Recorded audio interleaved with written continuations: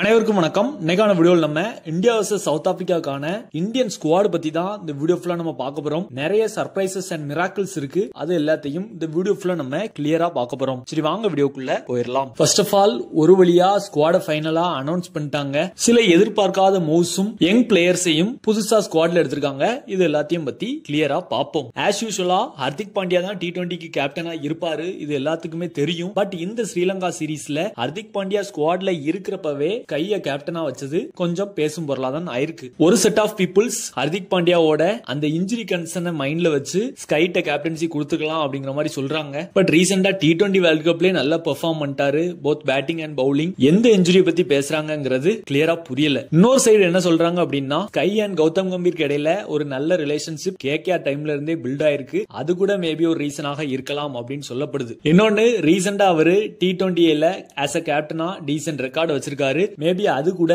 சூரியகுமாருக்கு ஒரு எட்ஜ கொடுத்திருக்கலாம் அப்படிங்கிற மாதிரியும் பேசப்படுது. வைஸ் கேப்டனா கூட ஹர்திக் பாண்டியா வைக்கல.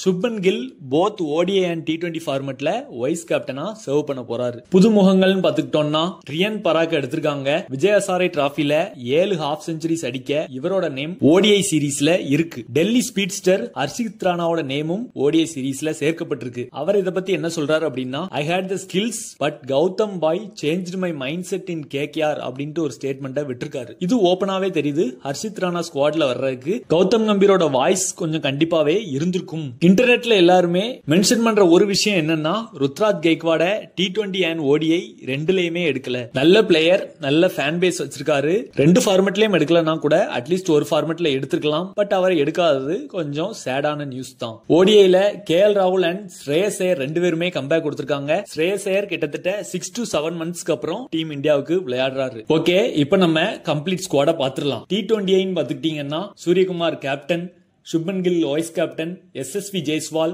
Ring Singh, Riyan Parag, Rishabh Pant, Sanju Samson, Hardik Pandya, Shivam Dube, Axar Patel, Washington Sundar, Ravi Bishnoi, Arshdeep Singh, Khaleel Ahmed and Mohammed Siraj.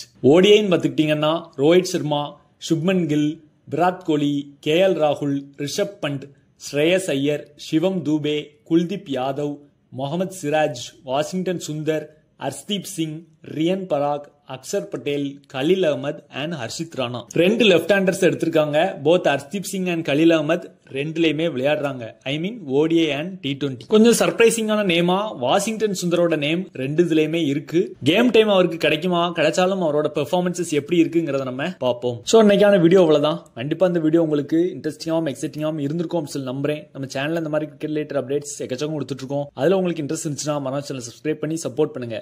Video பார்த்ததுக்கு நன்றி. தேங்க்ஸ் ஃபார் வாட்சிங். நியூ வீடியோ சந்திப்போம். நன்றி, வணக்கம், பாய்.